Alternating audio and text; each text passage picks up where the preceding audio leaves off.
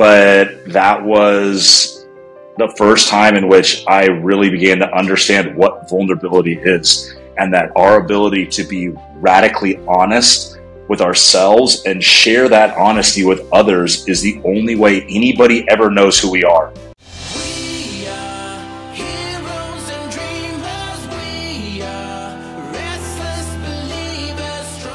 Walker, one of my most favorite yoga teachers in the whole world. Thank you so much for being here today. Thank you so much for being on my podcast. And I'm so excited for our conversation and all the wisdom that you will share.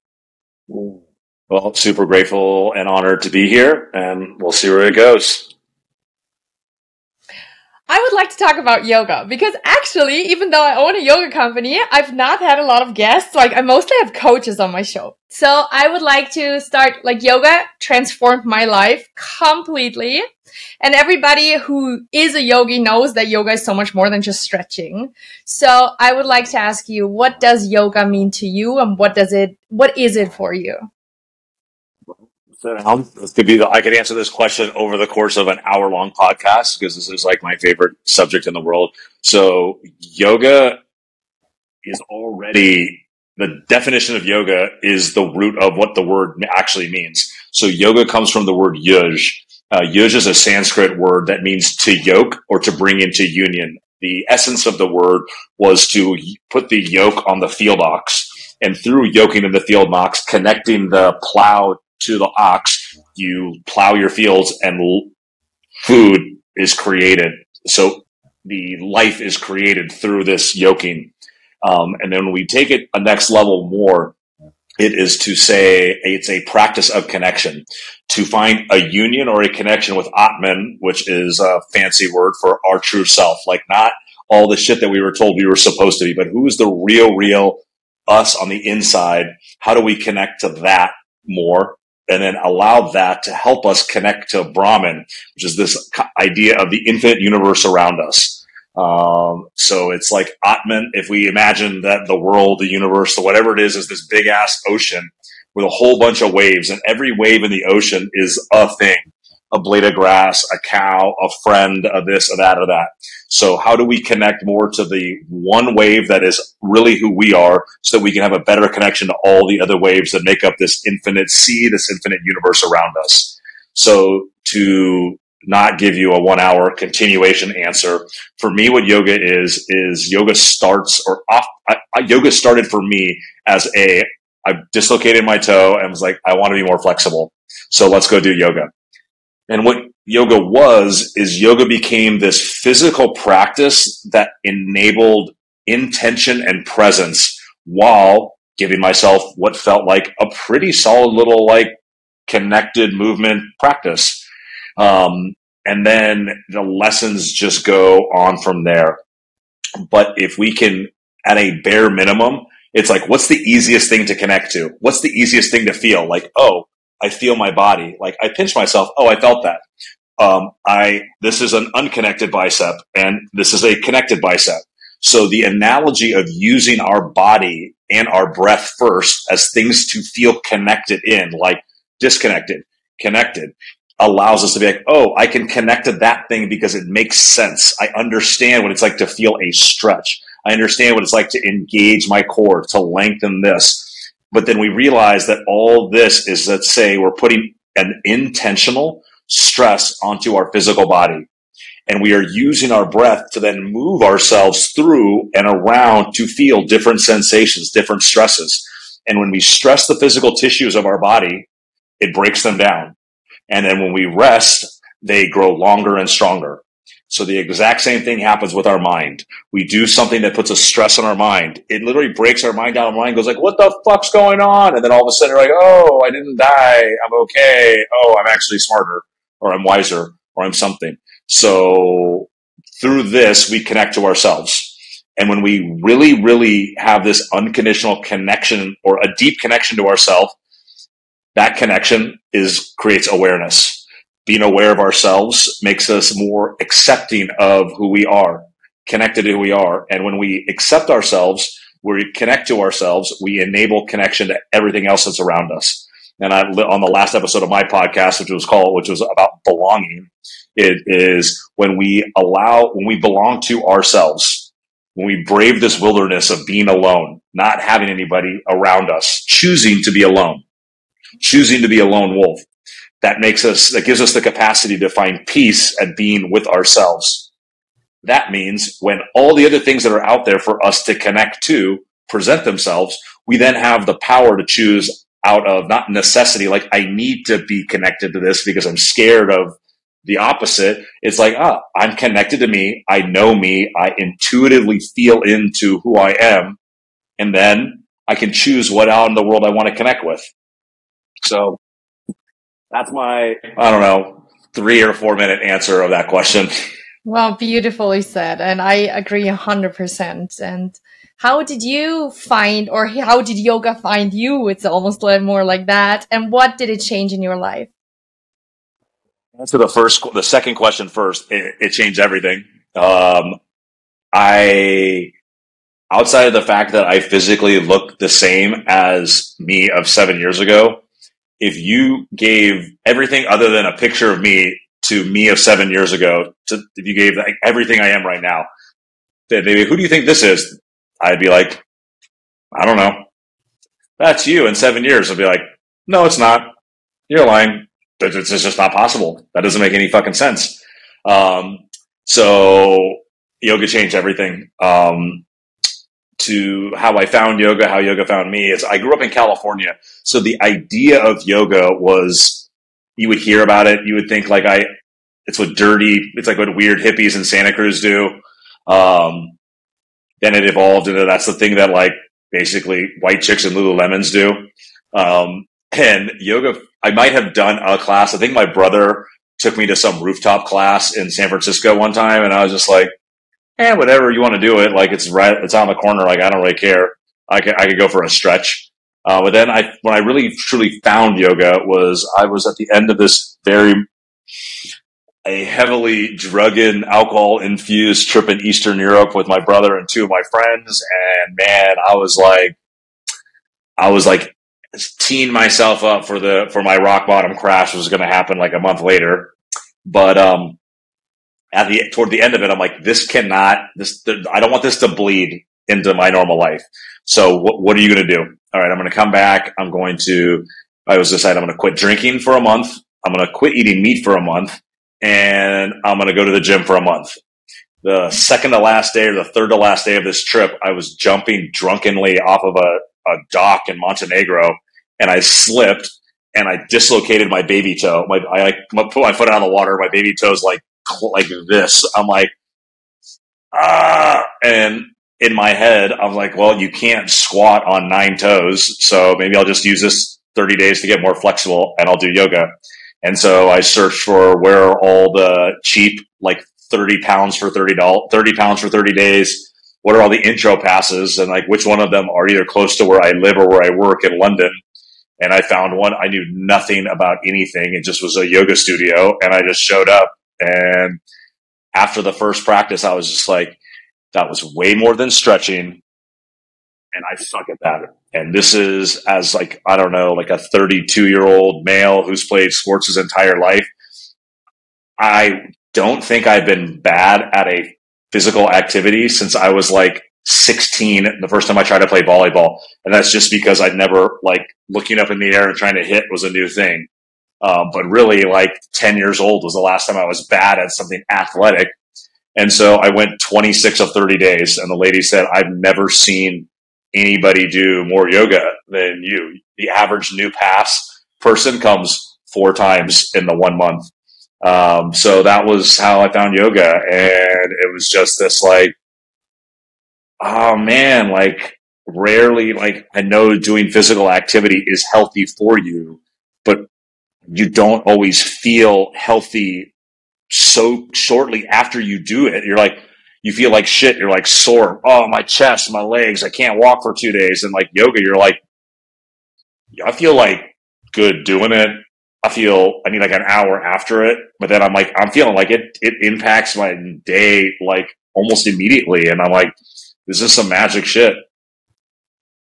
Absolutely, absolutely. And what I love the most is when I go into a yoga class and like a teacher like you or there's some other teachers when they like drop wisdom bombs in between and you're like in some asana and you're just trying to hold the balance or whatever it is. And then you get like some super metaphor about life or something and you're kind of just like, whoa. And like that impacts you on such a deep level that sometimes when you read a book or something or you hear it in your everyday life, you're like, yeah, sure.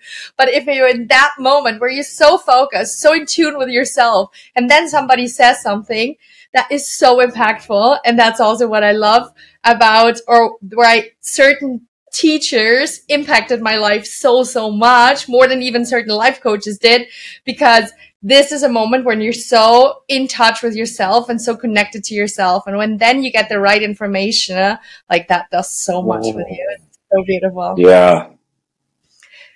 You also talk a lot very openly about mental health struggles that you used to have because you used to chase, like, let's say, the society's image of success.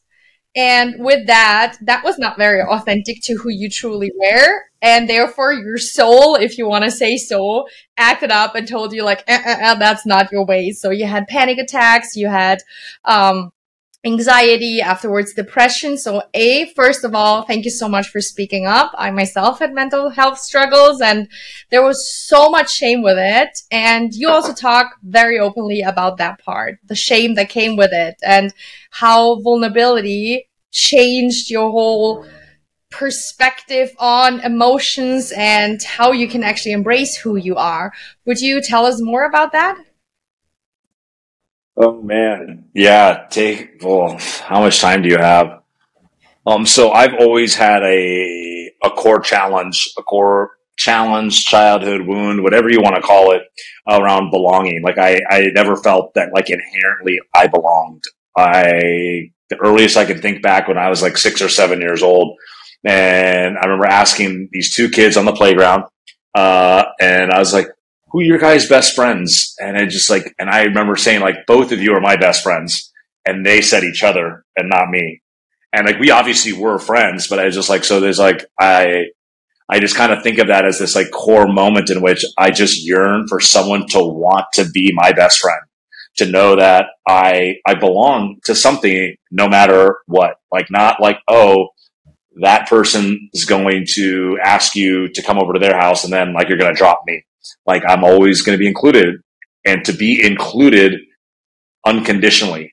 And that's something I always lacked. My racial background always caused another issue with that. It's just like, oh, you're not white, but then you're light skinned. So when you hang out with black people, they're just like, you got that light skin privilege. Oh, you go to that Catholic school in that white area. Like you ain't one of us. And then when I go to I used to go to this Catholic school because our schools were in a city I grew up in sucked. My parents really sacrificed to send us there, and you're just different than everybody, and you get treated different, and you notice that.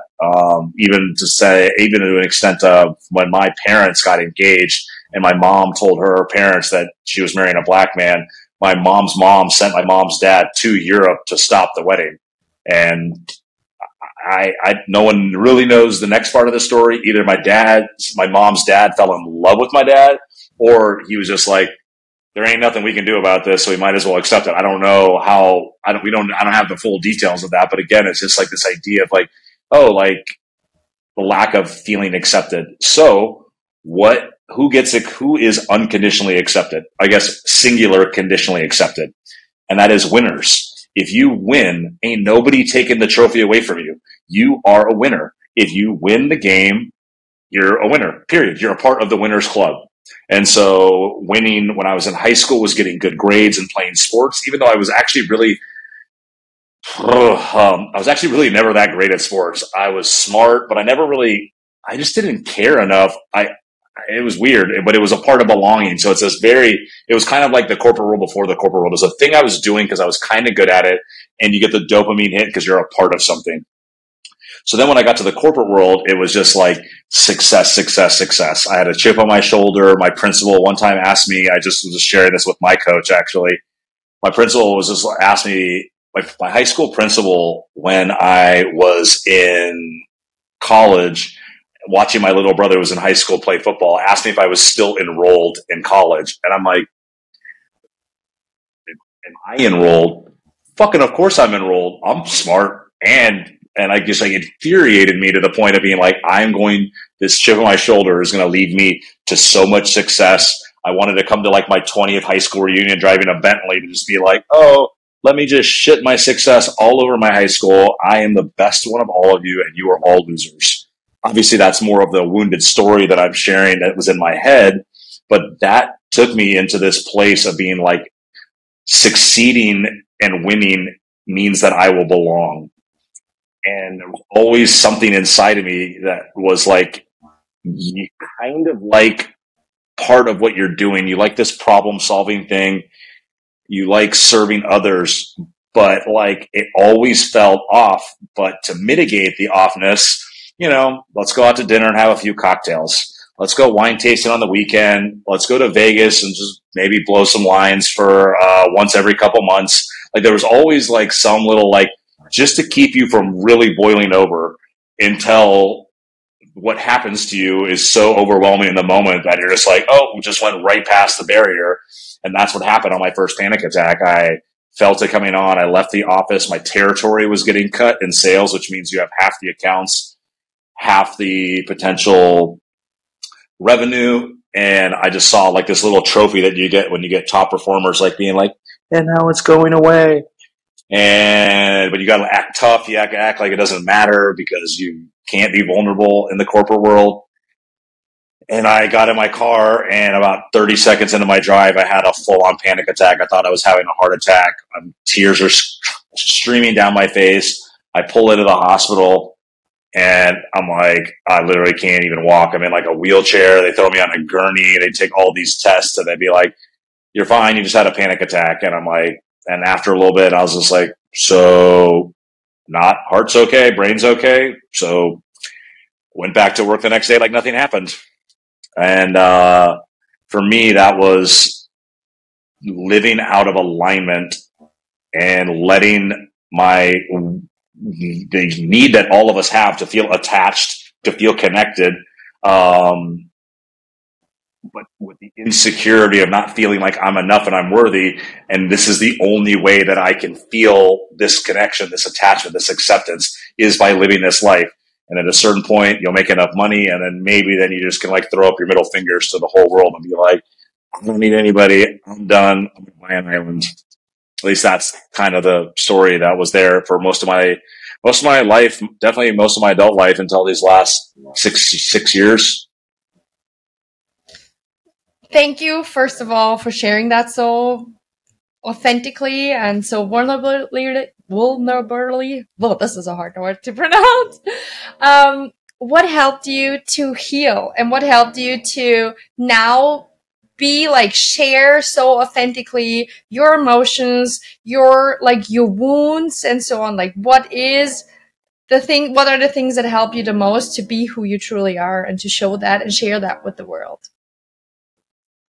So I will start off by personally saying I do not like to use the word healed. I don't like to be a healer. I don't like to be healed. I don't like the word fixing, personally, because I get the value of them. But for me, it's just like, man, to think you fix something that's broken. And I just hate like how much damage for me it causes, like thinking like I'm broken. I can break a thing and that thing will actually heal itself. But to answer your question, I'm still working on it. I wish that I literally just made the largest investment of my life in myself by 10x, 5x. What my yoga teacher training cost me was probably that times 4. And I hired my first one-to-one coach because, I just realized that this is a process. And I've come a long way in what, for me, the short answer to your question is radical self-acceptance. I'm enough. I'm worthy. I am love. I am powerful. Those are the 4 affirmations I write in my journal every time I remember to journal. which is getting more and more frequent. But radical self-acceptance. If I believe that I am unconditionally enough, then that will ease whatever bullshit happens outside of me. So the first thing that I remember doing was I came to Bali, did massive shifts. The first time I felt a sense of inner peace, I quit my corporate job. And I say that Bali, my joke is that when you come into Bali and you go through immigration, right when they stamp your passport, there's an invisible force field that keeps your bullshit, 90% bullshit filter on the other side. So when you come into Bali, you're just like, oh, all that shit that I thought mattered a lot isn't here, and it doesn't matter at all. And now that it doesn't matter, like, oh my God, I feel so much lighter. And then in that first 2 months, I felt such a deep state of presence. And when I moved to Bali the first time, the internet was so bad that Netflix actually wasn't allowed in Bali yet, unless you had a VPN. And the internet was so bad, YouTube didn't really work after 7 a.m. because that's when everyone got online. So like I couldn't do my normal, like, well, you watch videos all the time. So I was so present in life. And it was just like, for me, the first 2 months that I was in Bali enabled me to find what I call like the small glimmer of inner peace. Like if you're in a dark tunnel on a train and the train is either straight or curving, you have no clue when the end of the tunnel is. You could be in a turn and it could be right around the corner, but it's like you just want that. There's something inside of us that just wants to see like a little light in the distance. At least say, oh, I'm going the right direction. And there is an exit from this feeling. And so being in Bali for that first 2 months was like, okay, there is a thing that's called inner peace. There is a thing that's called, and I do not use this word often, but this is the appropriate time for it. There is a such thing as to unconditionally love myself. Like self-love is a real thing. It's not a bullshit woo term that many coaches put on their Instagram title. It is a real thing that we all need to have in our life. And it's a practice we need to continue to cultivate. So shortly after I got to Bali, my ex-wife got deported. And in this feeling of like feeling self-love, feeling less insecure, and she got deported. And I was like, me in this state of who I am, this love that I have for myself, this connected me, only one person deserves this love. And that's the person that loved me unconditionally and that I committed to spend the rest of my life with. I read the book Daring Greatly cover to cover on the plane ride to Paris to support her after her deportation. And I rewrote my wedding vows. And you're like one of only like 3 people that actually have ever heard of this. And now whoever watches your podcast all series, I re-proposed to her butt naked in Paris in an Airbnb as like in my, like this is like bearing it all, like the most vulnerable act that I had capacity for. And she said no. But that was the first time in which Brene Brown, my homegirl, literally got Daring Greatly tattooed on my chest. But that was the first time in which I really began to understand what vulnerability is, and that our ability to be radically honest with ourselves and share that honesty with others is the only way anybody ever knows who we are. Like, I don't know shit about you unless you can be honest and vulnerable. And I realized that sharing what's inside is so powerful. And when I was living in the UK, the number one cause of male death in the UK was suicide. On top of that, outside of that component of it, men and women across the world always have women live longer than men. And it used to be because men did dangerous ass jobs. Men went to war, men worked in factories, but like all the things that are dangerous for men, they're not really that prevalent in this day and age. But what do women do when women have shit that goes on? I'm going to call my girlfriend and tell her about all the shit that's going on in my life. Let's have a sister circle. Oh, girl, listen to what happened to me. And what happens when men have shit in their life? We sit in silence.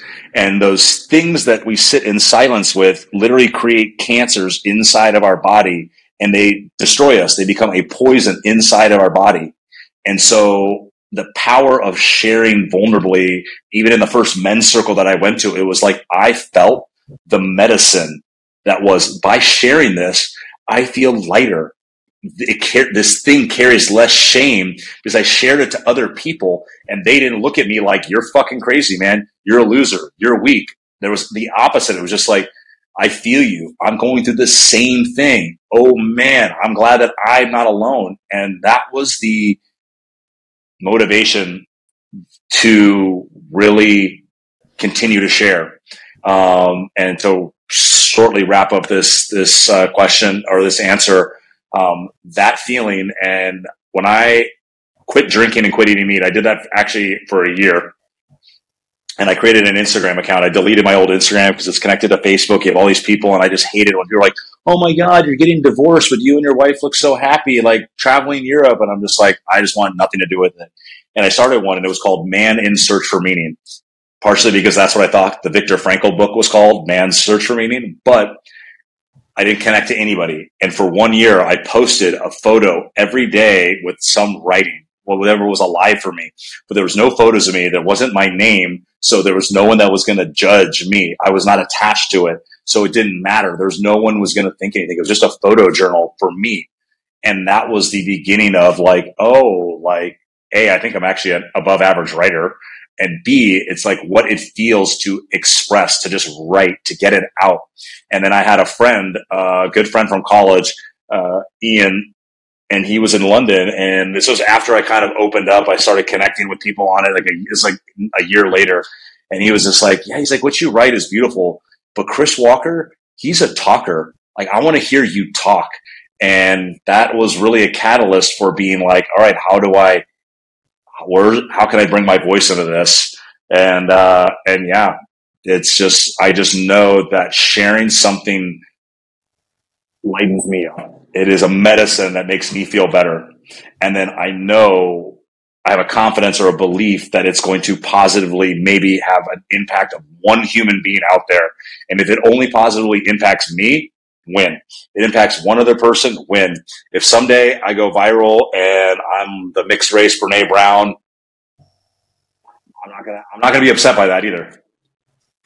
Beautiful. You know what I find especially beautiful? That you shared this super, super vulnerable moment, you know, like you were closed off for such a long time. And then you finally opened up and basically you were closed down and you did not receive what you wanted to receive at that moment.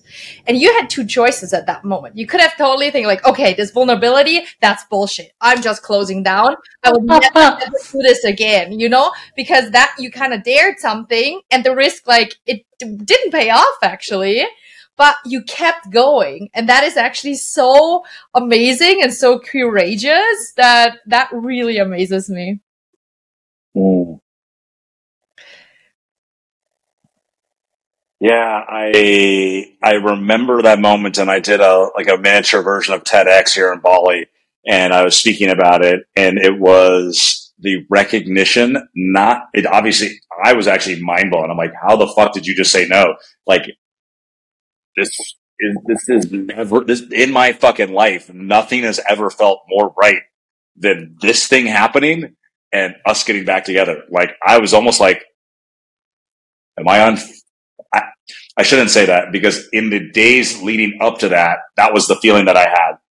And then in the days leading up to it, I just intuitively felt that this woman that's told me that the door isn't closed is bullshitting. And something in my gut was just like,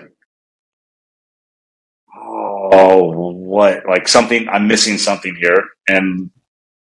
But show up anyway. Do it. And if I had shared what I shared, and because she said no, had gone back to recluse mood or mode or no vulnerability, stoic, this, whatever, then everything that I had read and or shared would have been bullshit. Because if I had only done it to get that outcome, then it wasn't authentic. It was just a con. Very true. Yeah. Beautiful. And, what I was thinking while you were talking was that I feel like we so often have these moments where we have the choice, like, of right now being authentic and like saying what's truly on our heart or what's truly weighing us down. And it's like almost like a small moment where we have a choice to put on the mask and say like, yeah, we're totally fine. It's all okay. Yeah, that doesn't bother us. Or kind of there's this like small window to be like, yeah, actually I am hurt. Actually, I'm not so good right now, to always say that.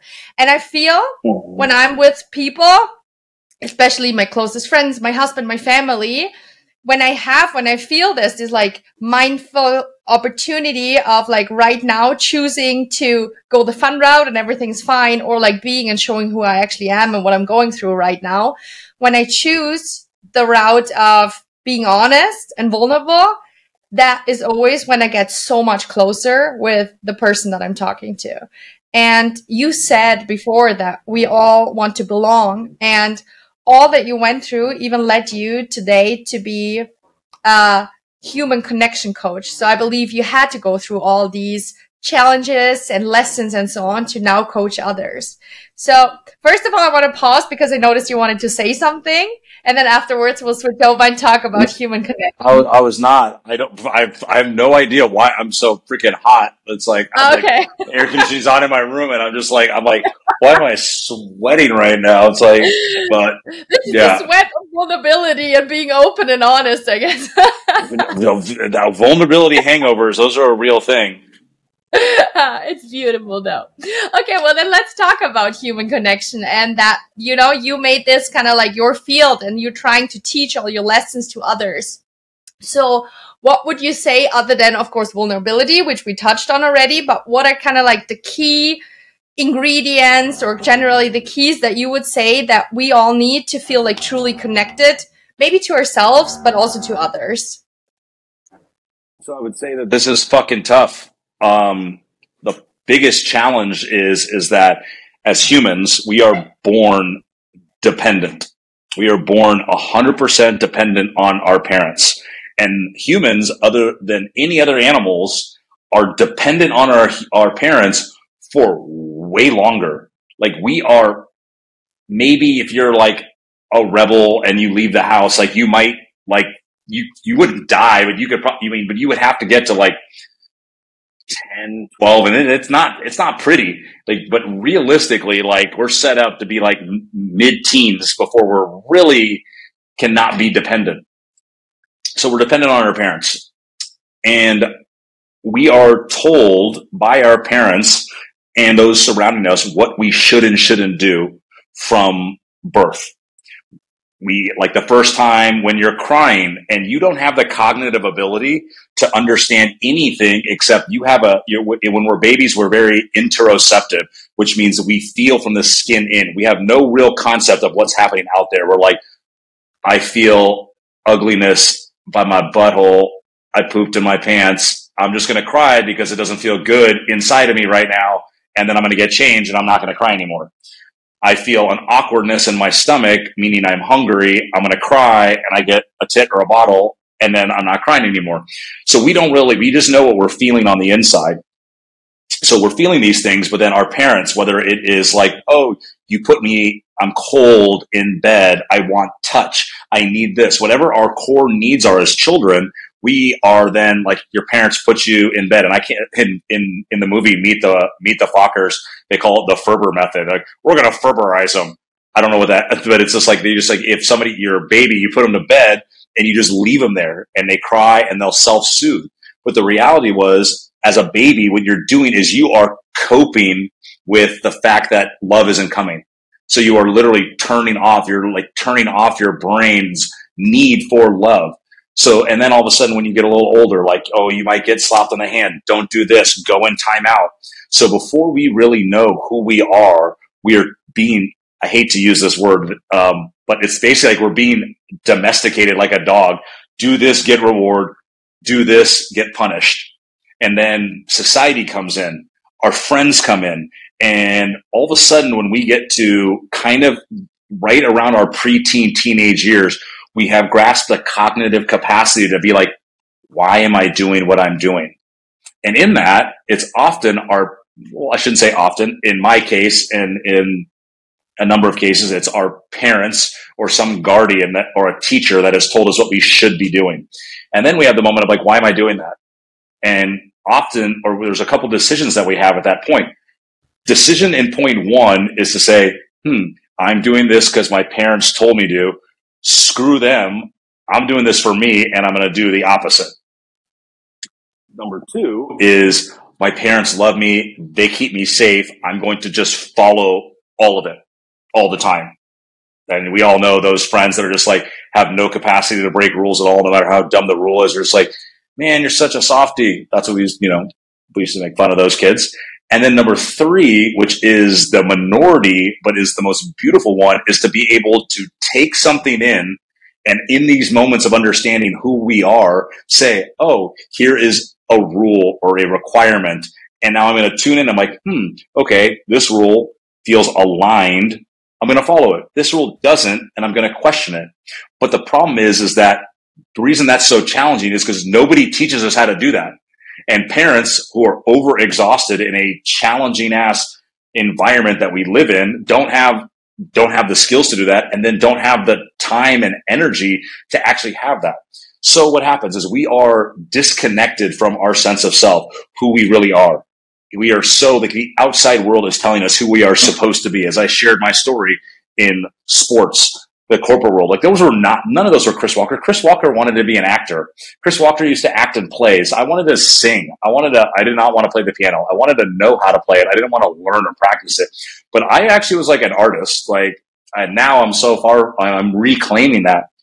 So I give this background to say that we start off in a very disconnected place. And when we are continually told what we're supposed to be doing and not actually understanding what's going on in here, we become disconnected to who we are.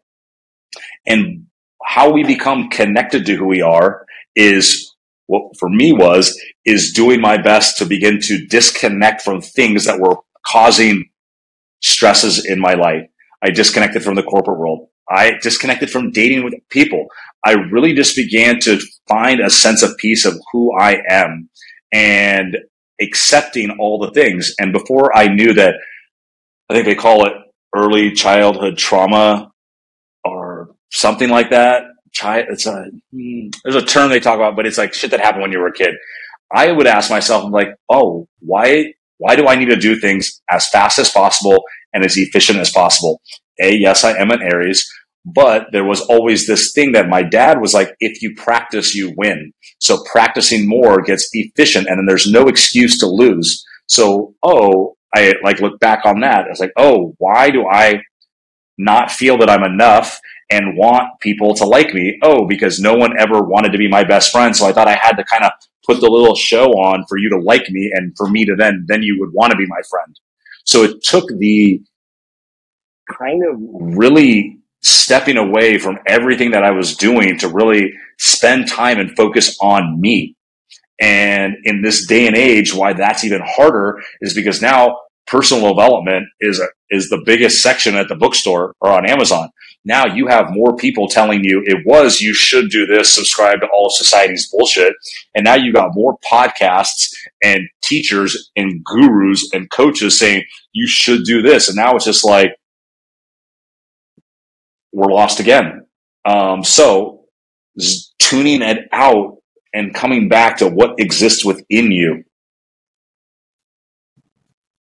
That's amazing. That's so beautiful. And I can definitely resonate with that there is a time when I was like absorbing so much information. And then I was like, okay, so what do I do first? And what is it? And that I started to I had a phase where I stopped listening to podcasts, stopped listening, reading books and so on. And I had a phase where I just took walks and listened to music again. And that was with the wisdom that I had where I could really apply everything that I learned and see what are the things that work for me and what are the things that I'm tossing from all the tools that I have learned. So thank you so much for sharing that.